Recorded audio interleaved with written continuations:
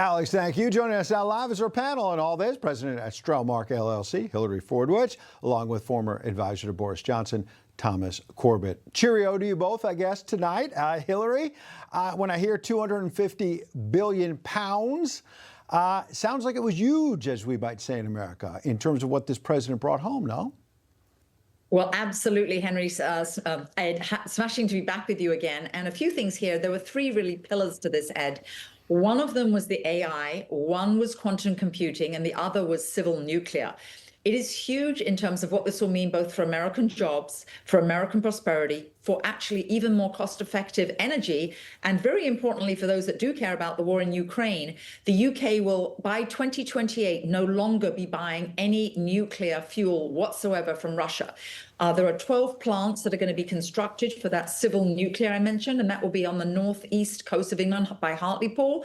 And very interestingly, a bilateral agreement in terms of development of what to do with nuclear waste, which is also one of the big issues always, turning that into electricity. So it's good economically, it's good for security, good for, as you mentioned, the bilateral agreement, and really it's a Brexit bonus because certainly this deal was not done with the EU, Ed. Yeah, absolutely. But Thomas, on the other hand, as we head in this coming week to the United General Assembly meetings in New York, Keir Starmer and other European leaders, while showing a nice face there in the UK with the president, Starmer's endorsing a Palestinian state, as you know, along with the French leader and others.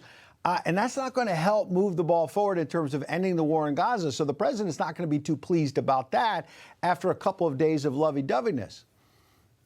No, exactly. The president is going to be disappointed with Keir Starmer's announcement today. And I think that it just shows you that the Prime Minister was so lucky that the president is such a huge fan of the United Kingdom. Because remember, the British government is no friend of America. This is a government that's putting 12,000 people in jail for hate speech crimes, which is against everything America stands for. So I think the Prime Minister was very lucky that the president is such a fan, you know, with his mother from Scotland. He loves our great country. But, you know, the government there, the announcement that they're going to do, they're going to recognize a Palestinian state when the president stood next to him and he gave all that speech about how he wouldn't do that and all of these things. I think the president's going to be disappointed. Yeah, absolutely. Hillary, Nigel Farage, last time I was in Washington, I got to have a little chat with him, which you may have done as well. And, you know, his UK Reform Party, the Reform UK Party, is 15 points up, he told me right now. I'm not sure the American audience fully understands how sort of MAGA may be coming to the UK and Starmer may be out on his ear or something else. Well, absolutely. You're totally correct about that. And I will say that two-tier Keir isn't obviously popular in the UK. There's a massive petition now for him to oust him from office before the end of his term would come up. He would have traditionally another, I believe it's almost 4 years. Thomas might know that better than me.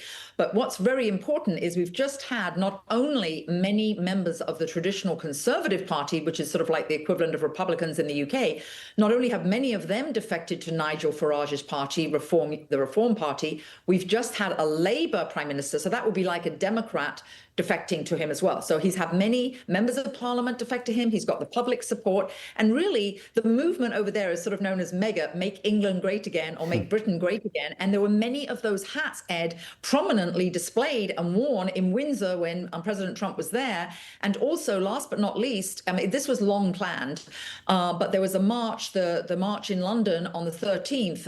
It turned into a Charlie Kirk support event as well. That's right. Assassination happened later. Was purported to be about 100,000, estimated to be closer actually to 3 million, Ed. Yeah, and Thomas, last point, when you talk about making England great again, you know, immigration, illegal immigration is something that President Trump first spoke out against. It's a big problem you have in the UK, along with free speech as well. Your last thought.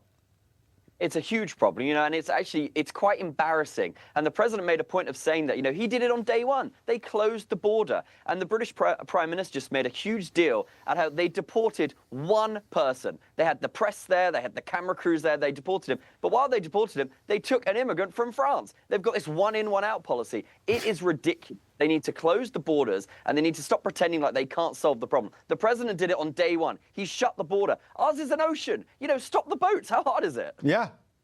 This president solved the American border crisis pretty quickly from the Biden mess. Appreciate it.